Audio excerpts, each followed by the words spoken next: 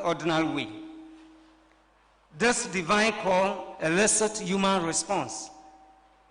Therefore, this second synod looks forward to receiving our positive and pragmatic responses to the call to a life of holiness, which is in harmony with our unique conditions and states of life.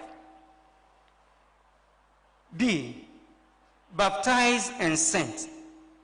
Our call to promote effective care for marriage and family life by Dr. John Boachi. Speaking to the topic, Dr. Boachi described marriage as an important and crucial institution in the Holy Scriptures, with its foundation established as early as Genesis, and re-echoed the teaching of Pope Paul VI that marriage of baptized persons is conferred with the dignity of a sacramental sign of grace, for it represents the union of Christ and his church. He further defined marriage as follows. 1, as a covenant established on the 5 principles of permanency, sacredness, intimacy, mutuality, and exclusiveness. 2, as a vocation that has the twofold purpose of companionship and procreation or transmission of life. 3, as a sacrament, since Christ himself accorded it the dignity of a sacramental sign of grace. Marriage, therefore, enjoys the 2 essential properties of unity and indissolubility. Though a divine institution, Dr. Boachi observed that marriage today is confronted with damaging challenges and indicated that while 60% of marriages celebrated collapse, 20 of them are lifeless, leaving only 20 are successful. To help restore this fallen image of marriage, Dr. Boachi proposed that we uphold the dignity of marriage, not only because God commands it, but also for the fact that the dignity of marriage is priceless. This, however, cannot be achieved without the support of the family. The family, as defined by Dr. Boachi, is the basic social unit made of 2 or more persons who are related by blood or adoption and share emotional ties.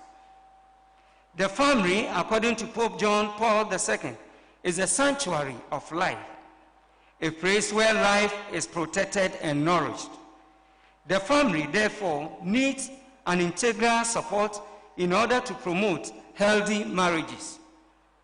Following this, Dr. Boachi proposed that structures in terms of human resources and institutions be built up for the care of the family and marriages.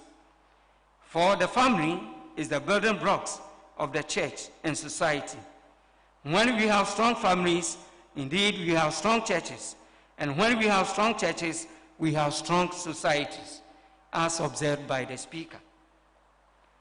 3, our call to promote healthcare ministry in the face of COVID-19, delivered by Dr. Francis Benton. Recounting the many challenges posed by the COVID-19 pandemic and its numerous ravages on our human society today, Dr. Francis Benton strongly emphasized that healthcare delivery is a shared responsibility. All of us are COVID fighters.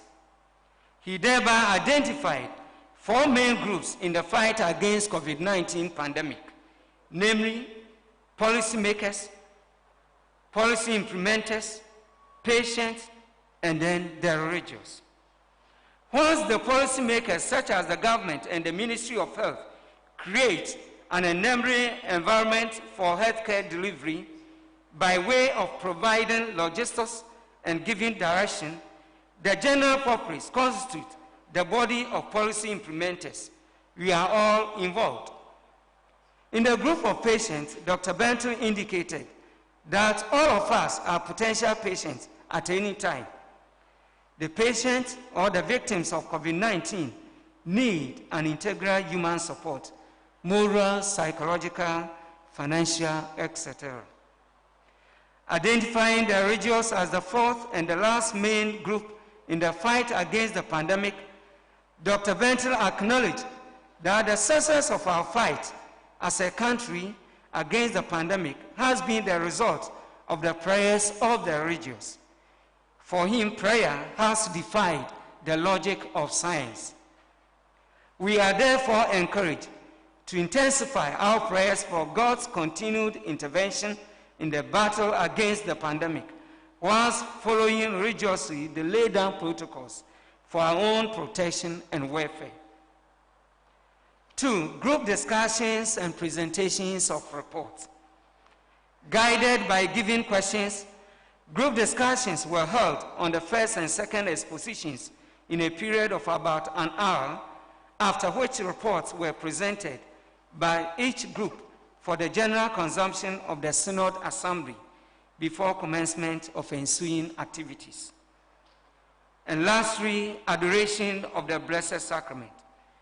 Finally, with the adoration of the Blessed Sacrament done, the activities of the day were brought to a close for participants to retire to bed. Thank you one and all for your attention.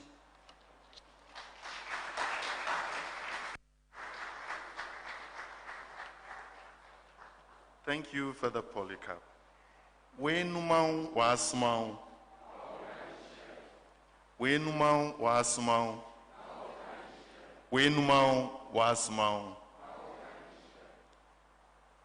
Today is Thursday, the 29th of July, and we are beginning our activities today with the fourth talk of the Synod. And the fourth talk has this theme: baptized and sent, promoting youth and children apostolate. Promoting youth and children apostolate. As usual, we will need somebody to chair the activities of this day. And the planning committee has done a wonderful job in choosing someone who has served the church and the country for many years as the headmistress of Holy Child College. So somebody who knows how to work with youth. Even after her retirement, she's still an active member of Our Lady Seat of Wisdom Parish, UCC, and takes great interest in the formation of the youth. So we'd like to welcome Mrs. Ajman. Take the chair and direct affairs of this talk for us.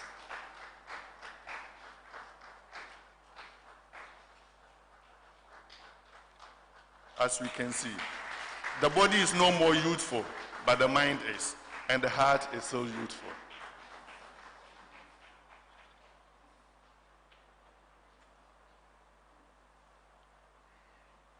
Great.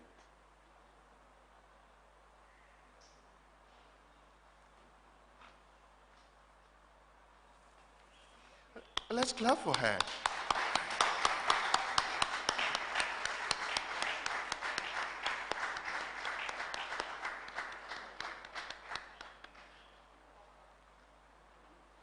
Thank you, Ma'am.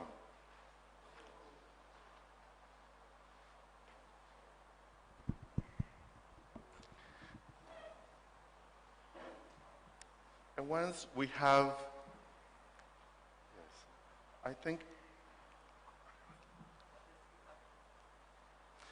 once we have the chair, then we will also need the speaker.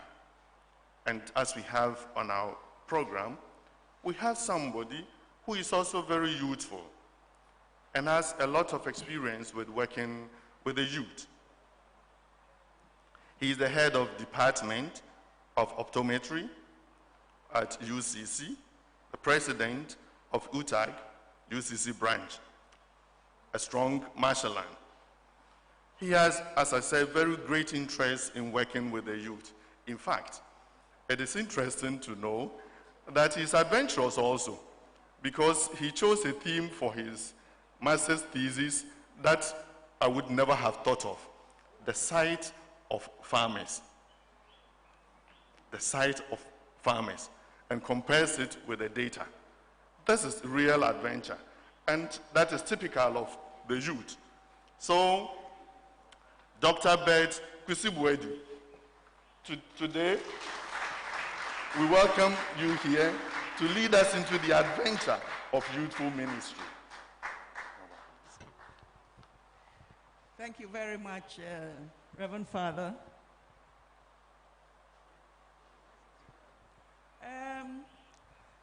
I really feel honored to be sitting by Dr. Beth Kusi Buedu. I've been a member of Seat of Wisdom chaplaincy for many, many, many, many years.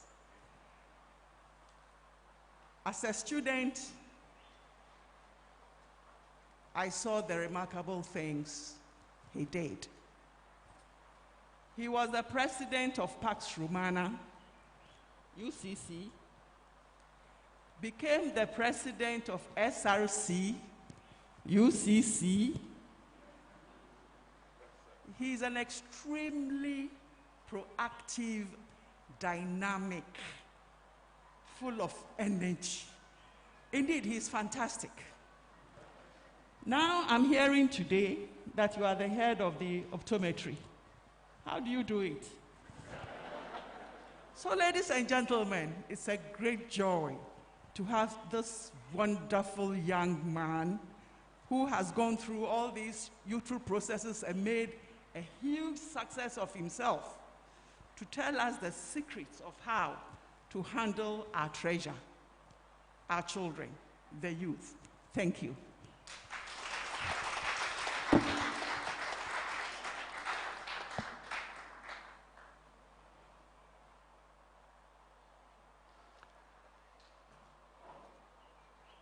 Your Excellency, Most Reverend Gabriel Charles Pamabakel, Metropolitan Archbishop of the Cape Coast Archdiocese, Your Excellency, Most Reverend Bishop Nketia, Chair on this occasion, my own mother. Little did I know that you will be chairing this session, because we had some engagement, some discussions on this topic just last Sunday, and you gave me some insights. I least expected that you will be chairing this session. Reverend fathers, Reverend brothers and sisters, dear lay faithful, my colleagues, friends of the media, all protocol duly observed. It's a great joy and a pleasure to be invited to this historic second synod of the Catholic Archdiocese of Cape Coast and to make this presentation, Baptized and Sent, promoting youth and children apostolate. Indeed, when I got a phone call from the Vicar General that I should make a presentation, I asked how he came by my name, because I wasn't sure I was prepared, even given the time and the time constraints I have, to be able to be ready for this. But later on, I found out that it was my own mentor, Professor Kofi Aosabu Asare, who gave me out. And so I told Father that I accept the challenge, and I will attempt and rely on the grace of God to be able to do this presentation. But immediately I told them, I think that somebody to do a talk on youthful apostolates should be a young person and not a gray-bearded man like me. Fortunately, you can't see my gray beard.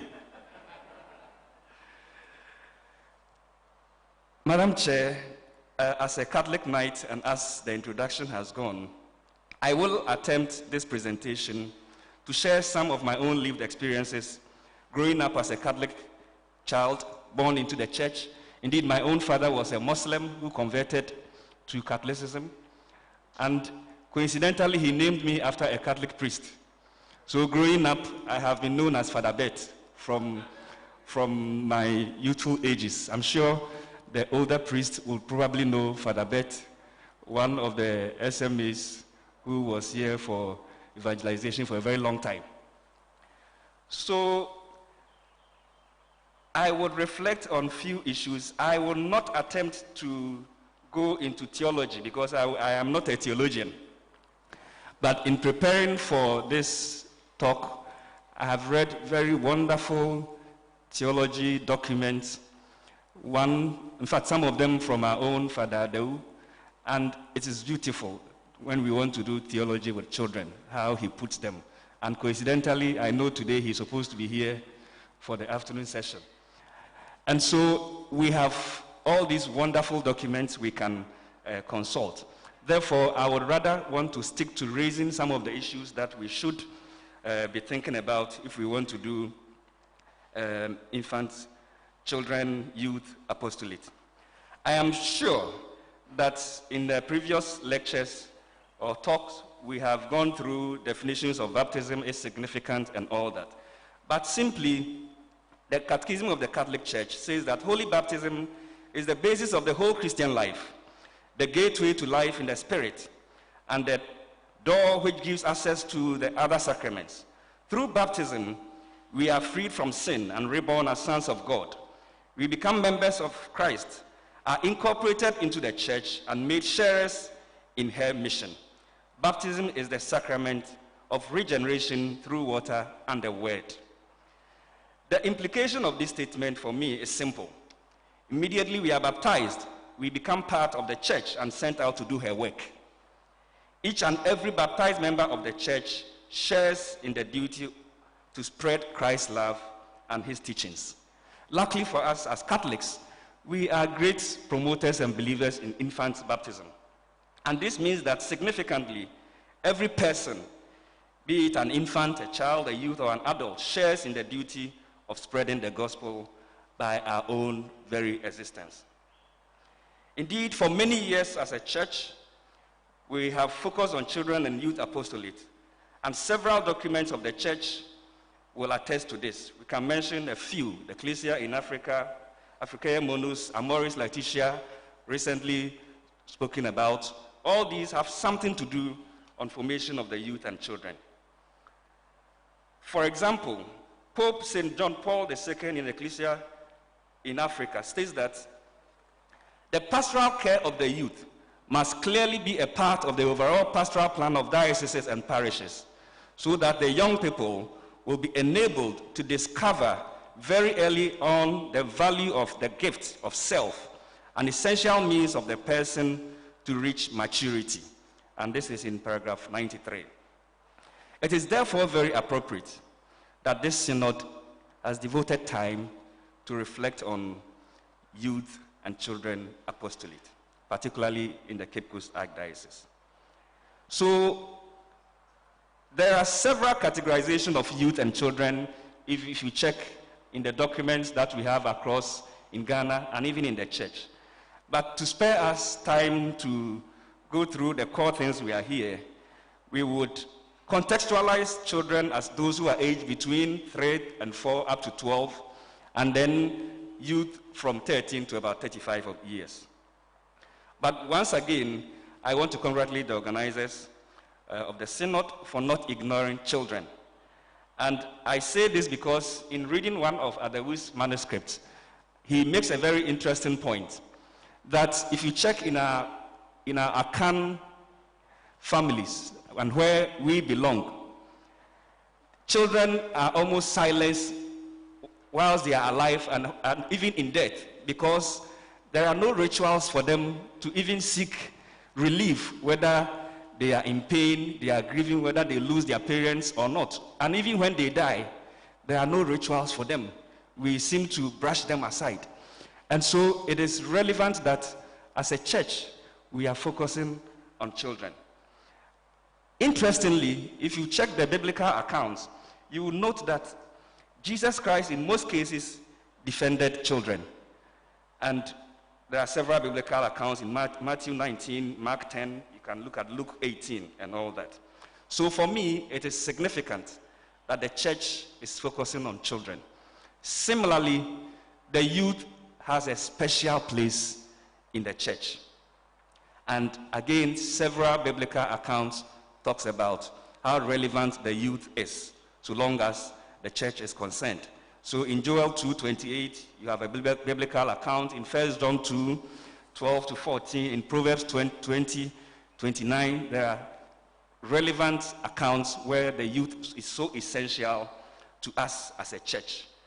And so I congratulate the organizers for drawing our attention to focus on the youth.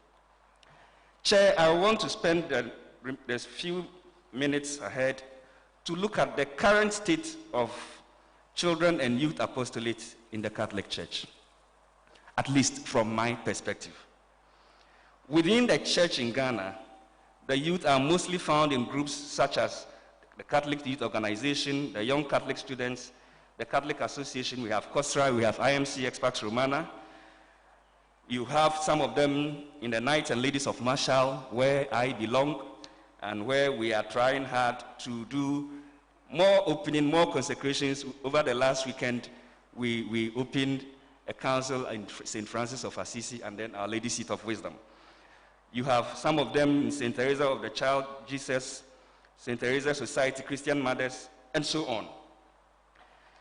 If we look at the definition we have used for our children, we note that most of them formally do not belong to most of these groups, but they mostly attend the School of Jesus or the Sunday school.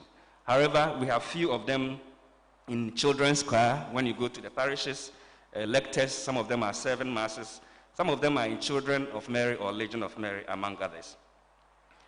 Currently, programs and activities which have some form of formation for children in the Archdiocese include, but are not limited to, the following. We have Sunday and weekday masses, catechism for sacrament, camping for School of Jesus. We have the summer school, which was last organized somewhere in 2018, some of the laity week programs, and a host of other talks and activities which have some form of formation for the youth and children. We obviously do have chaplains and youth chaplains who play significant roles in the formation of the youth and also perform other pastoral care duties for the youth in both Catholic and non-Catholic institutions. Our parish priests equally play significant roles so long as youth and children formation are concerned. However, when we look at the response of the youth to most of these organized programs, one would say that it has been very poor, and due to several reasons. Some of them apathy, lack of interest, some of them schoolwork, household duties, among others.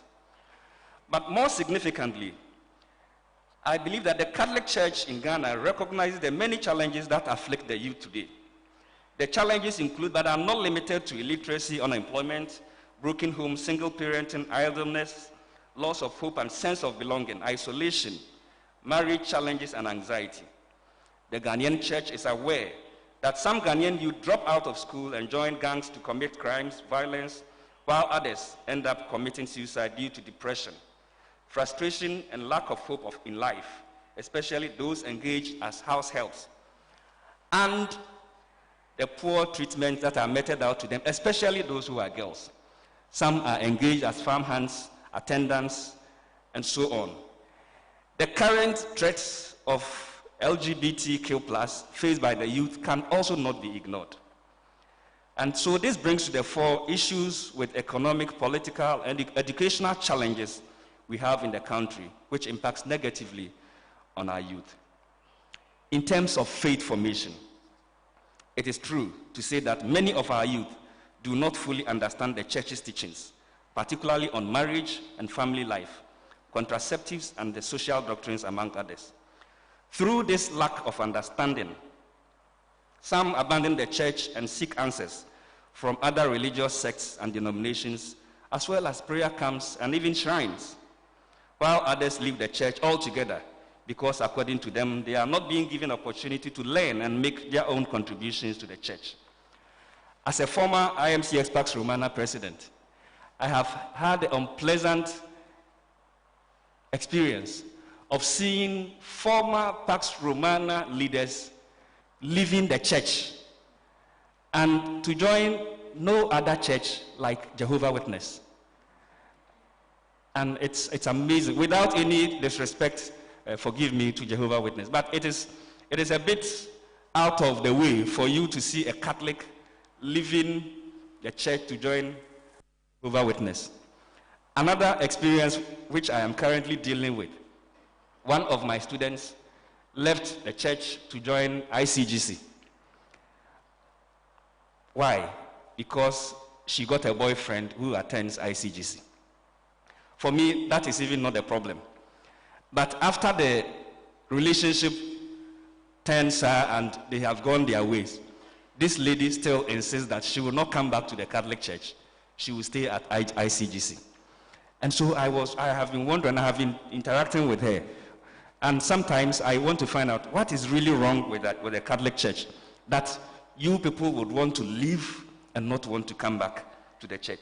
So these are realities on the ground, and these pastoral challenges, among others, are issues that we must engage the attention of leadership of the church, not only in this archdiocese, but in the country as a whole. And so, as Pope St. John Paul II will put it, a diocesan pastoral care, for me, is very important, and we must ensure that there are comprehensive programs that will bring the youth or hold the youth for them to be grounded in the faith.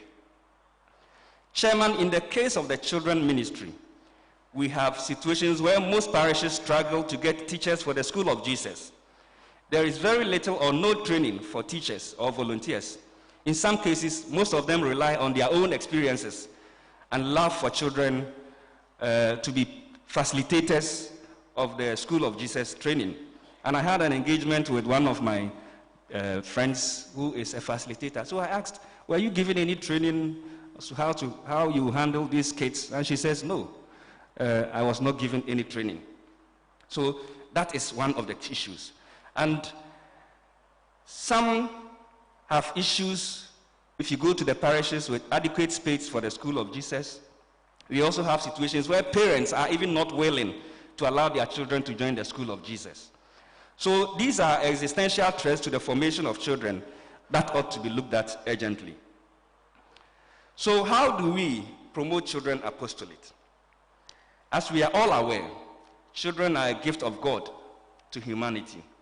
They must be objects of particular concern on the part of their families, the church, society, and even governments, for they are the source of hope and renewed life.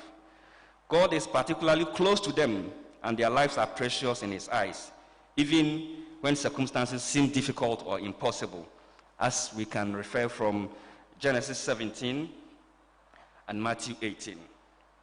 Chairman, it is important to acknowledge that one of the fundamental challenges facing families today is undoubtedly that of raising children, made all more difficult and complex by today's cultural reality, and the powerful influence of the media. But we note that the overall education of children is a most important duty, as we note in the Code of Canon Law. Therefore, it is said that we need to train up a child the way they should go, and when they are old, they will not depart from it. Proverbs 22:6. So education in faith for children has to adapt to each child, since older resources and recipes do not always work. Of course, we are aware that children need symbols, they need actions, they need stories. And that is what our School of Jesus have attempted to be doing. So practically, I want to propose few things that we may want to consider when we are dealing with children. The first is that parents have a key role to play in the formation of children. Parents always influence the moral development of their children, for better or for worse. So it follows that they should take up this role of formation and carry it out consciously, enthusiastically, reasonably, and appropriately. Amoris Laetitia, paragraph 259. When Parents need to consider what they want their children to be exposed to. And this means being concerned about all aspects of their children, the lives of their children. What is important is ability lovingly to help them grow in freedom, in maturity, overall discipline, and in autonomy. It is important for children to actually see that for their parents, prayer is something truly important. Hence, moments of family prayer and acts of devotion can be more powerful for evangelization than any catechism class or sermon. And this is from the Amoris Laetitia, paragraph 288. And for me, this is key, because we tend to believe that the church must take up all the responsibilities. But for the child spends most of the time with the parent. And therefore, it is important that Catholic parents are committed to ensuring that they form the child right from the word go.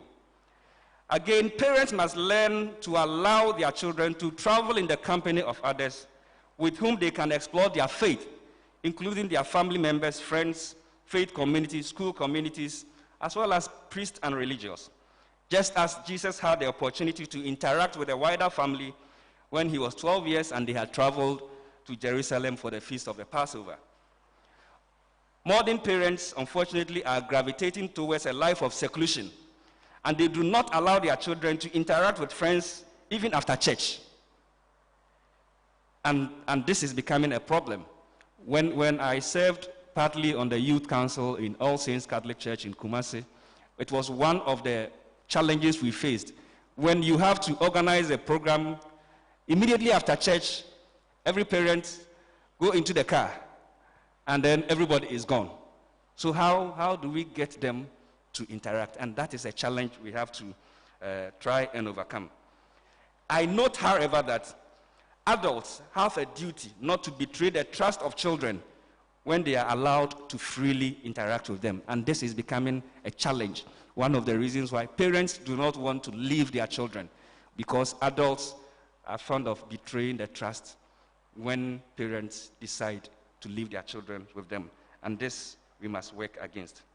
Chairman, as a community of believers, we need to consciously and actively engage children in a way that sustains their interest in the doctrines and teachings of the church. For example, we can ensure that children are part of the lay readers, are involved in saying bidding prayers, serving masses, among others. It has been observed that adults even pay more attention when children proclaim the word of God. In so doing, the children build self-confidence, and it increases their interest to be active partakers in the rituals of the church. In fact, just last week when I visited St. Francis of Assisi, and I saw on a Saturday a group of children who have been guarded, and they were learning how to play the piano, about 2 classes. And I said, this is an impressive thing. This is something that we must begin to do across the archdiocese. So, because it's one of the things that is taking our people away, music, and I'll come to it. So if we can get the young people and train them, as trivial as it may be, it will get them to remain in the church. By far, the School of Jesus concept, for me, is one of the best models for promoting children apostolate. However, it is important to constantly seek measures to improve upon our delivery and handling of the children. We need to adopt an integrated approach in dealing with children. And Adewu has an important definition for the integrated approach, which, for purposes of time, I will skip. But we need to find ways of training the teachers or facilitators themselves and how to handle these children, rather than relying on their own skills and experiences. Again, we need to have a complete program for the School of Jesus. Call it a syllabus, rather than mostly relying on the readings of the day.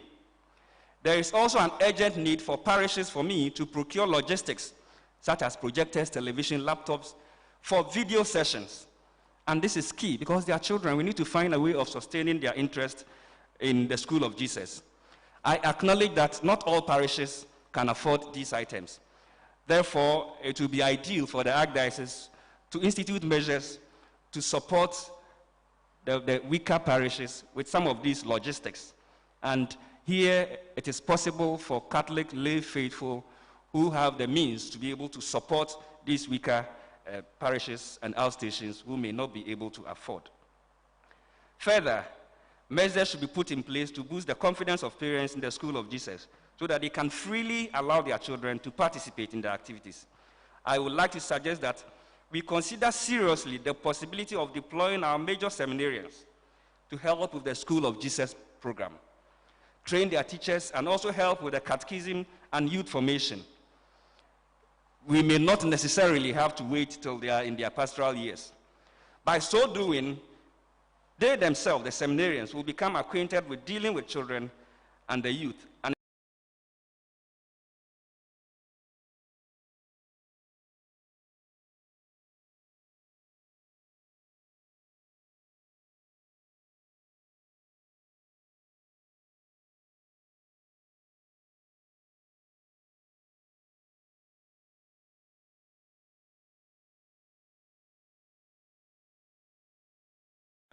with the adults. And you could literally see children struggling to understand whatever the priest is saying. So my proposal is that we should begin to think of a transition program for these children. I propose that we need to have children masses in our parishes at least twice a month. And this must happen across the archdiocese. Again, we need to encourage children's participation in key events of the church, such as dramatizing the events of Easter and Christmas, and key biblical stories. Such events, for me, if recorded, and I'm told we have a wonderful recording place in the archdiocese, could be played back to the children to watch, and it will make a huge impression on them, and they will always want to do more and to belong to the church. These things must be done consciously and actively to sustain the interest of the children, and in so doing, we can gradually introduce the doctrines of the church appropriate at their level to them. Unfortunately, most parishes do not plan their festive seasons with children in mind. We are too busy. We don't have time. But we need to have that integration of children in the festive activities that we do. We must begin to consider these matters seriously. Chair, I would want to move to promoting youth apostolate. Obviously, the youth have a special place in the church, and it is therefore not surprising that Pope Francis announced the Synod of Bishops on young people in October 2016. Addressing his message directly, the Pope exhorted the youth not to lose hope or allow anyone to despise their youth, 1 Timothy 4:12. He invited them to love God, follow and embrace Christ, and become friends with him, and to use their talents to address issues relating to their concerns and needs. With these powerful words, I want to suggest that it is time for us to examine how the church can assist young people to develop friendship with Christ, how they can be grounded in the faith, and perhaps the limits to which the church can grant freedom without extreme limitations. For example, for those of us in the chaplaincies, while one will not be far from right to say that one of the driving forces for Sunday Mass attendance is the music and dancing session, especially during collection. You will notice an extreme happiness during that period, and that is the time they will dance and they will not even move forward. They are standing at one place. So the question is, how do we react to these things? Unfortunately, some of us, be it priests, be it parish council members, sometimes have reacted negatively, and these dampen the spirits of these youth. Whilst I believe that we should curtail excesses, I think that the youth need extreme guidance to be able to navigate their way within these challenges that we have. Because that is the trend. That is what makes them feel belong. So if you continue to cut them, then they will end up. It's trivial. For you, the high-learned person, it's trivial. What is dancing? But that is the reality. That is what they enjoy. So when they come and there's even no second collection, they are not happy. Because during the second collection, they will get another opportunity to dance. And that is the reality. So let's begin to look at it. Also, by way of promoting the youth apostolate, the proceedings from the 2010 Synod of African Bishops in Rome were clear in their recommendations. And they said that we should continue to work hard on forming consciences and changing hearts through effective catechesis at all levels. This must go beyond the simple catechism for children and catechumens preparing for the sacrament. We need to put in place an ongoing formation program for all our faithful. In this light, I was happy to come across the new Integrated Catholic Youth Formation Program, which was launched in 2009, and later on, the second version in 2015. And I'm sure most of us here are familiar with this document. But for the benefit of those who may not have read and seen the document, the program proposed the adoption of an integrated approach in training the youth to be impactful in the apostolic mission. It aimed at training the head, the heart, hands, based on growth in maturation, faith formation, and skill development. And for me, skill development is important. So the program proposed the running of a complete course considering the age group from 13 to 35 according to their educational level. Sadly, the implementation of the program, as we are aware, has not been very successful. And I think that this synod may have to critically review why such a laudable project could not be implemented and sustained, and to find solutions going forward. While thinking of the way forward, let us bear in mind that, as Scripture puts it, Jesus increased in wisdom, in stature, and in favor with God and man. So it is evident that Jesus developed holistically. Therefore, we need to give the youth an integral formation to become Christ-like.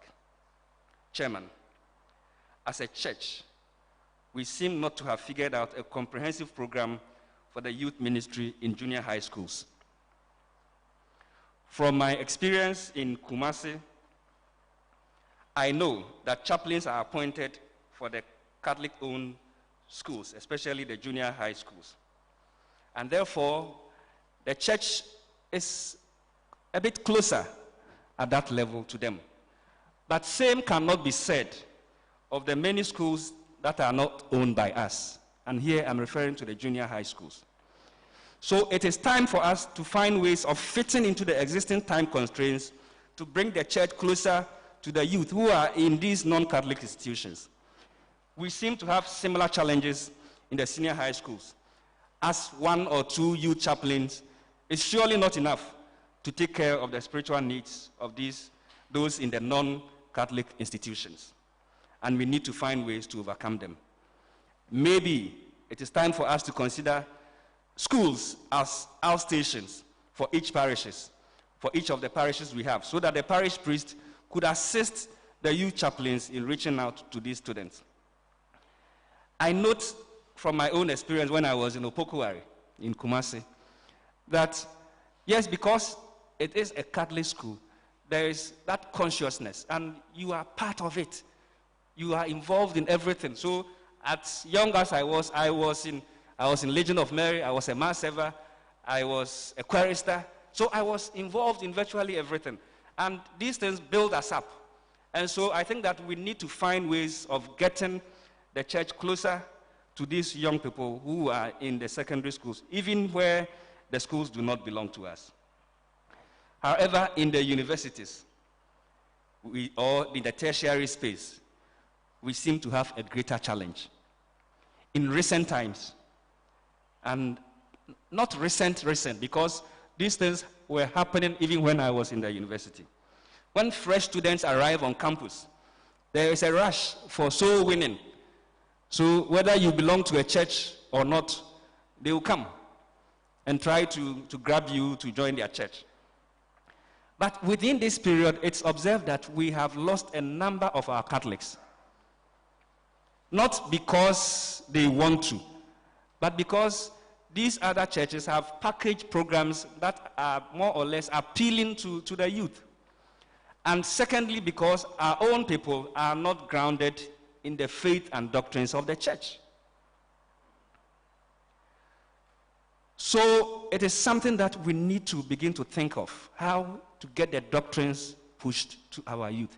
And here I would want to acknowledge His Eminence Cardinal Peter Appiah Turkson, because in 2006, when I proposed the idea with the help of Monsignor Robert Myers of Builders Conference, where Catholics, intellectuals within the tertiary education space would come together, and then nothing but doctrinal issues are taught at such sessions. Not the usual things we do. Of course, we know that the charismatic renewal they have ITI where they go, but a session for tertiary students on doctrinal issues. And it was a huge success. We had over 800 people attending at the University of Cape Coast, and it was His Eminence who actually took it upon himself, got sponsorship for this program. Unfortunately, due to monetary and other constraints, the program has fizzled out. And I wish to propose that we need to relook at such a program, purely for doctrinal issues, not any other matter. Of course, issues on other social issues can always be obtained.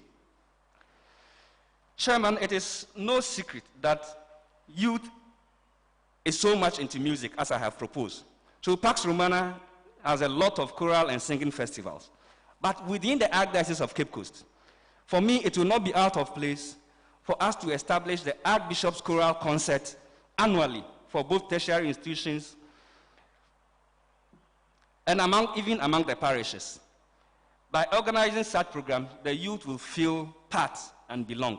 And here, again, as I said, I would want to encourage Catholic businessmen and women in the Archdiocese to sponsor such a program and make it stay. Again, one other issue is how do we honor and appreciate deserving youth to become or serve as motivation for the youth? And when I was reflecting, I told myself, how many youth have I seen being given Papal Award?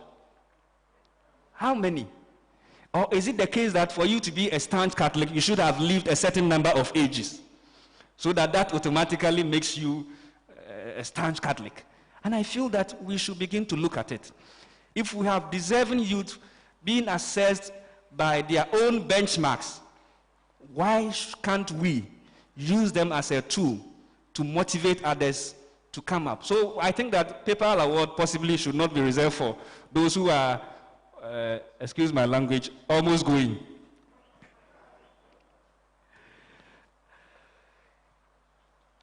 Chair, let me also emphasize that there is a tension, whether we like it or not, between the classical Ceylon Mass and the more liberal and charismatic masses. The latter will seem to appeal more to our students. Is it possible to find ways of satisfying this need?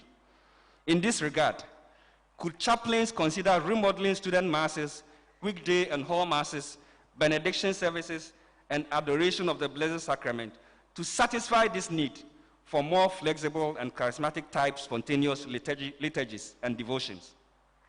Similarly, could the selection of priests for positions of chaplains carefully consider their suitability for the diversity and particular character of the youth? In this way, bishops are more likely to appoint priests who can fully identify with the needs of the youth and have the empathy to deal with them. I have raised all these issues or concerns because I feel we need to do an introspection on the future of the church in the Archdiocese, Ghana, and for that matter, Africa as a whole. We need to find systems that will track the number of our youth who are leaving the church, especially when they transit into the tertiary space. The church in Africa must learn from the experiences in Europe so that we do not walk the path of most youth losing interest in Christianity and Catholicism in the years to come. The experiences of Europe and America is not far from us if we don't plan well. So before I end, I want to propose some practical issues on the youth for consideration of this synod. For the church in Ghana to be able to respond to the challenges afflicting her youth, I believe that the first port of call is for her to listen to the youth as they tell their stories about what they expect from the church from their own perspective. The youth need to be listened to, encouraged, and directed to find solutions to their own challenges. We need to encourage our youth to use dialogue in all their encounters with the church leadership while finding common grounds to address the challenges they may have. If we do not give young people real decision-making opportunities in the church, we are going to create the necessary avenues for them to if we do not give young people the real decision-making opportunities in the church, we are going to lose them. Church and society must not command the youth about, but we must create the necessary avenue for them to showcase their experiences, lest they will find solace in inexperienced peers, immoral groups, and gangs who may be engaged in social vices such as armed robbery, prostitution, internet fraud, among others. In this regard, I fully support the idea of encouraging some adults in all parishes and stations to serve as mentors and role models to encourage our youth to aspire after holiness of life and leadership positions in the church and society. Secondly, I believe that the time has come for the church in Ghana, and for that matter, the Cape Coast Archdiocese, to take youth formation much more seriously than we have ever done. The time is right for the church to use the formative period of catechism to teach Catholic youth the basic tenets of the faith in order to give them a solid understanding of the Word of God, the sacraments of the church, and the Catholic social teachings. And here I want to stress the Word of God. Because if you check the space of the charismatic groups or the charismatic churches, as well as the Pentecostal churches, one of the things they are using is the Word of God. But we are the custodians of the Word of God. But that atmosphere of sitting down and getting our young people to read, open the Bible and read, and for them to contribute and share, it's something that is missing, if you check. And so I find this year's laity week study program very appropriate, and I think that we must leave it. It has so many things on the Word of God. I think that we must leave it and practicalize it among our youth. So for me, the Word of God is important, and we must get our youth to actually read and digest and be taught. And if we're able to do that, I think we can sustain their interest. Again, after catechism, there must be a sustained teaching and reflection program that helps the youth on the path of marriage and priestly and religious life, while ongoing formation thereafter must not be shelved. So it is important. We must teach them. Again, one of the things, funny though, which I was reflecting on, how many times have we seen a child, when they are doing something on occupation, who do you want to be in future? How many times do we see them dressing as priests or religious as something they want to be in future? Hardly. They want to be doctors, they want to be police, they want to be nurses, but you don't see them wanting to be a priest and all that. So again, we need to look at the packaging and even the formation, because whether we like it or not, the times have changed. Yes, it is a calling, but it can be nurtured right from day one. So during our vocation weeks and all that, how do we even get the youth and children to be involved? So that right from there, it becomes very attractive. I'm sure if they get up and it is truly not their calling, surely they will find their way out. As I alluded to earlier, Chair, we need to reflect on the new integrated Catholic youth formation program approved by the Bishops' Conference, designed to cater for the youth and maturation. And it is my humble submission to this synod that the Archdiocese should take the document and, working with the Archdiocesan Youth Council, see how best to implement the content to help the youth of this section of the people of God in Ghana. Thirdly, the youth play an active role in society and church life. Parishes, outstations, and institutions should identify and select some of them for training to become catechists, biblical apostolate coordinators, teachers of the School of Jesus, and animators of the basic Christian communities. These should be motivated to give off their best after their training. Additionally, Catholic youth must be helped to cultivate the spirit of volunteerism to help their parishes and stations in whatever capacity they can without necessarily looking for monetary rewards. Here, it will not be out of place, as I have indicated earlier, that occasionally we nominate some of these people and honor them. Fourthly, the Cape Coast Archdiocese should establish functional youth counseling centers with requisite resources and trained manpower to offer counseling services to our youth to help equip them with requisite skills for work.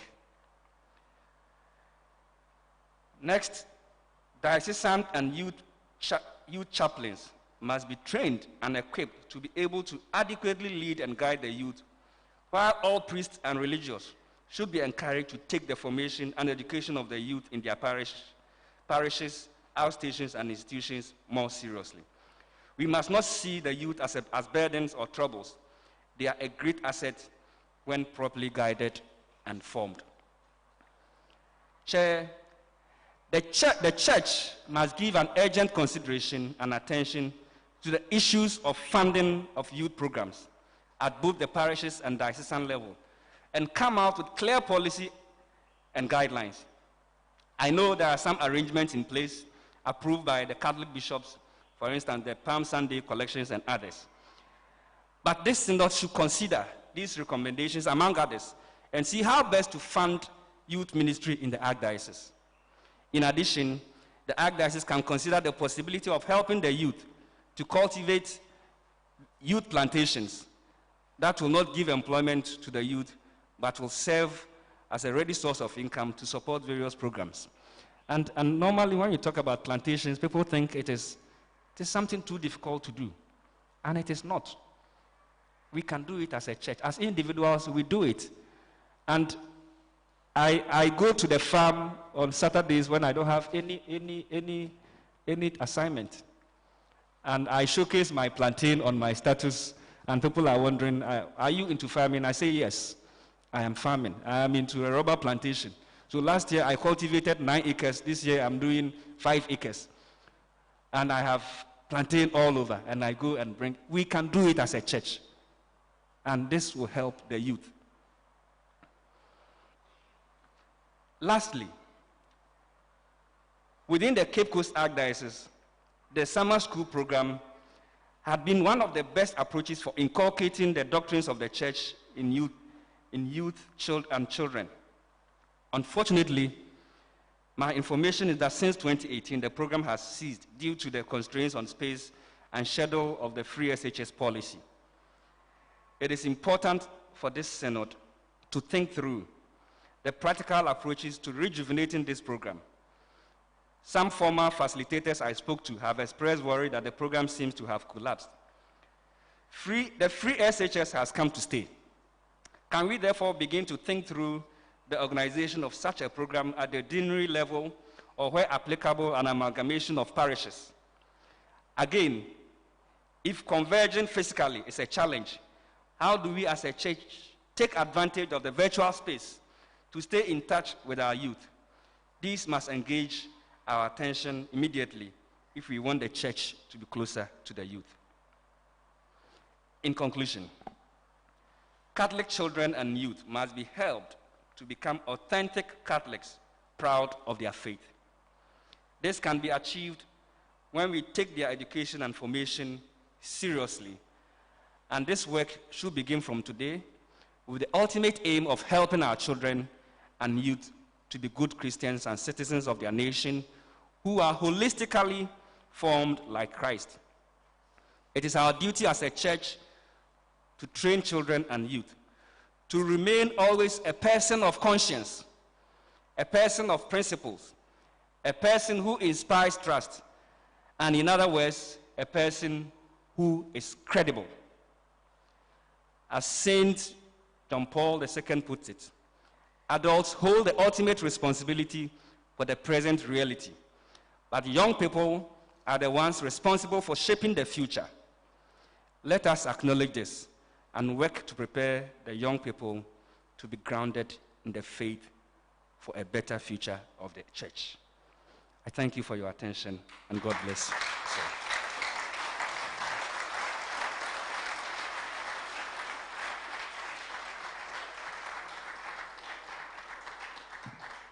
Indeed, the conspirators who made sure they chose Dr. Bert have done a great job. Let's clap for them.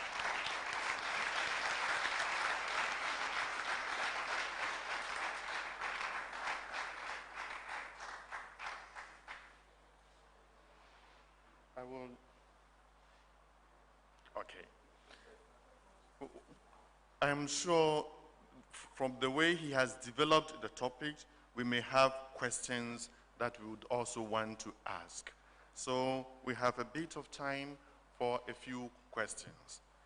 As usual, I will take 3, then Doctor will answer them, and we take the next. Good. So I have 1, 2, 3. I'll go to the back first.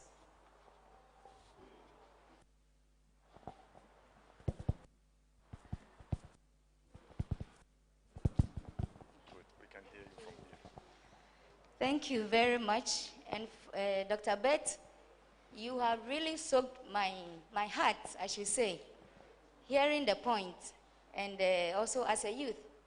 In fact, most of the things you have talked about took my mind to the days of KNUST, Pax Romana days, where we worked and are still in the passion of working with the youth.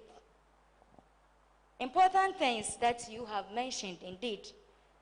One of them, I would want to compliment the sisters of the Holy Cross School. I happened to be at their PTA meeting, and as a Catholic institution, have a session for parenting, which is called Parenting Counts. Sister Monica is here, and when I met her on Monday, she was making a roll call of where I come from, my parish, and I said, I can't remember where I know you from. And he mentioned, I saw his attire and realized that he's from the school. And I said, God bless you for the great work you are doing. It means the church can really work with the institutions to mold the children from that very point. Working with parents to bring us up to the optimum and also in the faith. So that is very great for some of our schools, those who are doing it. I also want to add that to the Lucifer program. We already have it in the Archdiocese. There have been trainings already in the diocese. It's not here.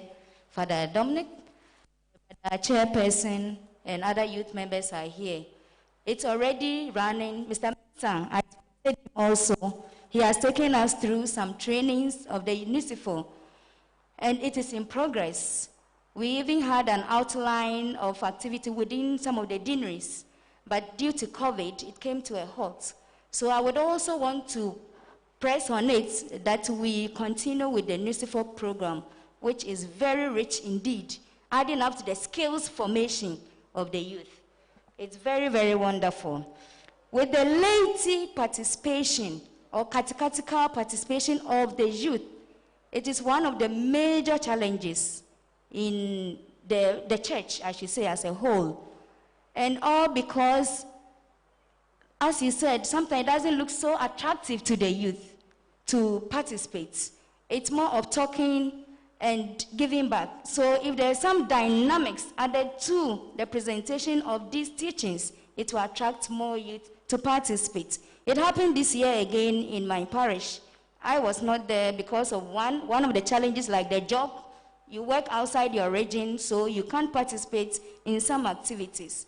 But the day of the youth presentation, the youth were not there themselves. Only 3 out of about 30 participants. So these are the challenges. Let's spice it up. Now we are saying agric is made sexy. We should make agriculture sexy to attract the youth into agriculture. In the same way, we can make our religious practice or the holiness sexy, I should say. Yes, to draw more youth to it. I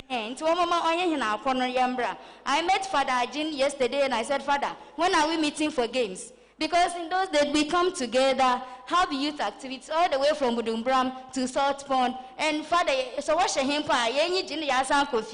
So all these youth activities, the gatherings, bring us together and ginger us to the house of God to help us do better. Thank you very much.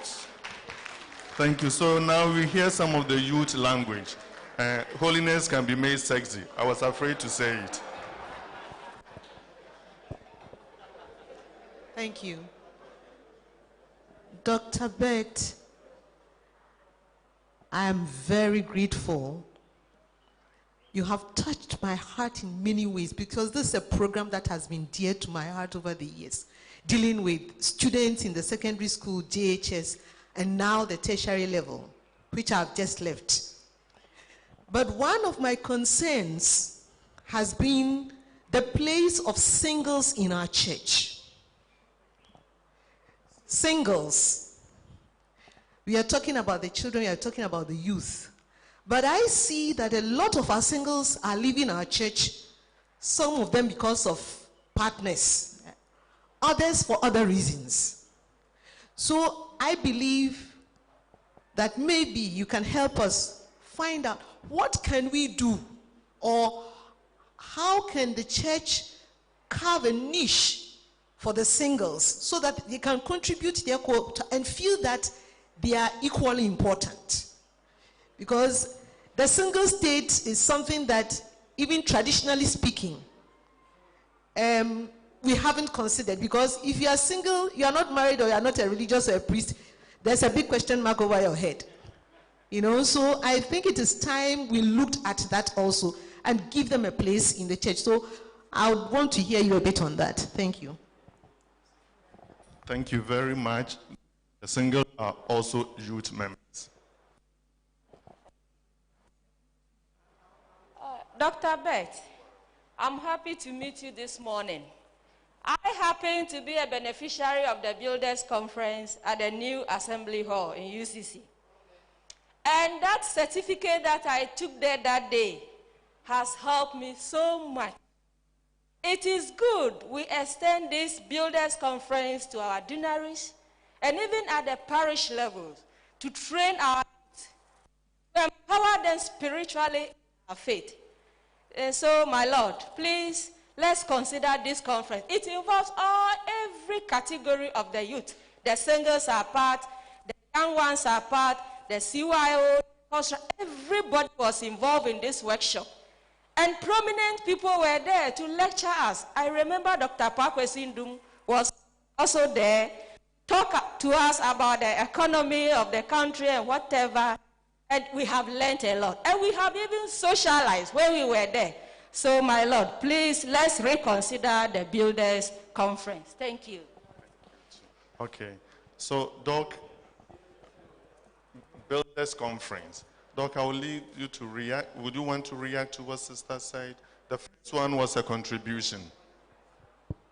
No, I think most of them were contributions. Contribution, yeah. The only bit has to do with what Sister raised, the singles. Yeah. And I think that is a whole package on itself where we would need to really sit and look at. And Your Grace, I think one of the things really is even that they understanding, even though they are single, understanding what the church has for them. Because currently most of them are marrying to people in other churches, and that is one of the things what is driving them away. But I know that most of our priests have also tried, they have insisted. Go and do it there, and then we'll come back and convalidate. It's important that we teach them what the church holds for them. So, yes, as singles, sometimes people also don't want to be labeled. They don't want to even be seen that there is such a group as singles. So it's something that we'll have to be careful in terms of dealing with it. But I think that it's a complete package that we may want to look into. Thank you very much. So I'll take another 3 questions. Please, if you want to ask a question, come here for me so that I don't have to crisscross. Dr. Bett, I have 2 questions for you. As your talk is centered around promoting youth and children in the church, what suggestions will you give to the church to revive CYO? The second question is, many parents refuse to allow their daughters to join youth groups in the church for the simple reason that their male counterpart will sexually abuse them. What is your response?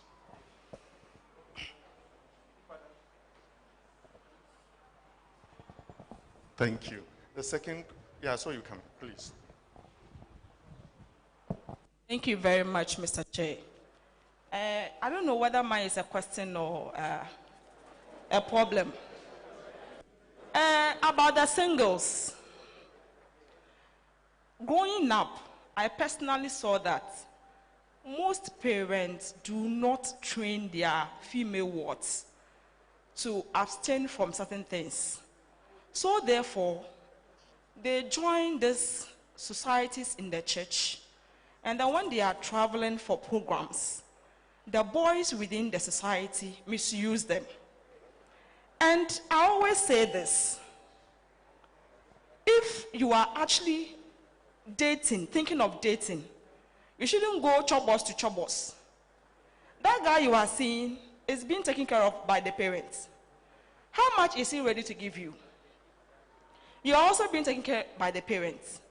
And the both children are all innocent. And by the time they grow up, they now reason to know that if you give yourself to a man freely, you are not a wife material. So when the men are ready, they go out and search for responsible women. Because their fear is, should an opportunity come for them to travel, are you a trustworthy woman to stay for them to return? You see? So it is high time we train our women right from the age of 15. Currently, sex is known to even children at 5 years. So that they will understand to keep themselves holy for their men. Because it is in the Catholic Church and it's really hurting. As yesterday in our discussion, I was telling Father that I personally wouldn't advise my child to go to CYO because they've been sleeping with them a lot. And then when it's time for marriage, then they will dump them and go elsewhere and look for women. The Catholic men, gentlemen in the church need to stop that. And as women, we also need to put on that chastity belt to know that we should control ourselves. That is the only problem that is taking the ladies out of the church. Good. I'll take, please make it short, the last one. No, you are not part of that. Okay. Thank you, Dr. Bett. Please, I would like to suggest or plead that the new policy for the leadership of the youth groups, if they can take, the Bishops' Conference can take another look at it for us. Because there are some of the parishes who do not have people in that category, and the people they also have are unemployed, thus leaving what they do, or in the absence of employment, trying to organize people for the church becomes very difficult.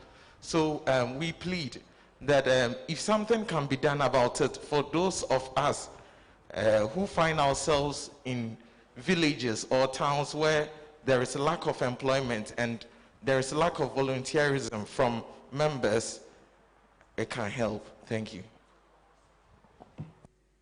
Doc, would you like? So thank you very much. Suggestions to revive CYO. I think that the second questioner has already given us part of the problem. Part of the problem. And I think that previously, we didn't have so many of these societies that were doing things like what the CYOs used to do. The marching, forming the parades and all that. Now there are other societies in the church that does similar things.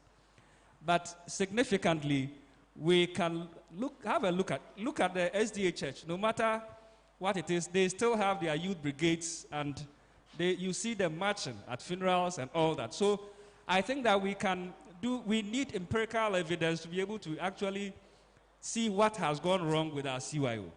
But if what the lady said is anything to go by, then for me it is the education.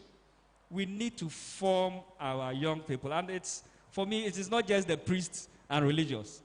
We, the parents, we have a key role to play. If we form them well, and I think it fits into the issue of sex abuse and all that. Yes, if you are not allowing your child to go in there because of sex abuse, then the question is, what education have you given to your child to be able to resist such occurrences? And it's, whether we like it, it's everywhere. And as a church, there's a document the church has come up in terms of handling children and abuses and all that. The question is that even as parents, how many of us are aware of these documents? And how many of us are able to hold such people accountable and report them so that when these things are happening, we can actually put a stop to it. So I think that we need to do a holistic education on this issue of sexual abuse and all that, so that parents can freely allow children, not freely as in leaving them forever, but with some level of guidance, so that we can integrate and form the youth very well. So I think that's what I would want to say about the issue of unemployment in those in the villages and all. I think I alluded to some of them, and we can discuss some of them later. Thank you. Thank you, Doug. Okay. I know there are a lot more questions, but time wouldn't allow us. So some can come up in the workshop groups. Those who are not able to bring out, please write them out and hand them over to the secretarial desk. Okay. Now we will go for our group discussions. The group leaders, please go to the secretarial desk and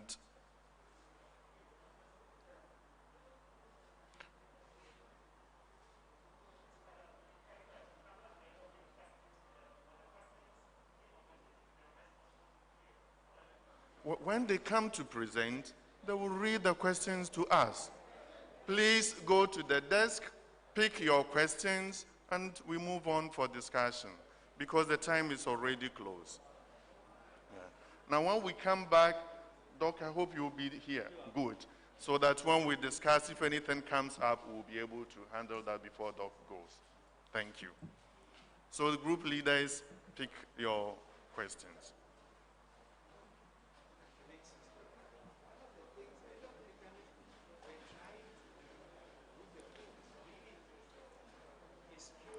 In the meantime, we can move to our groups.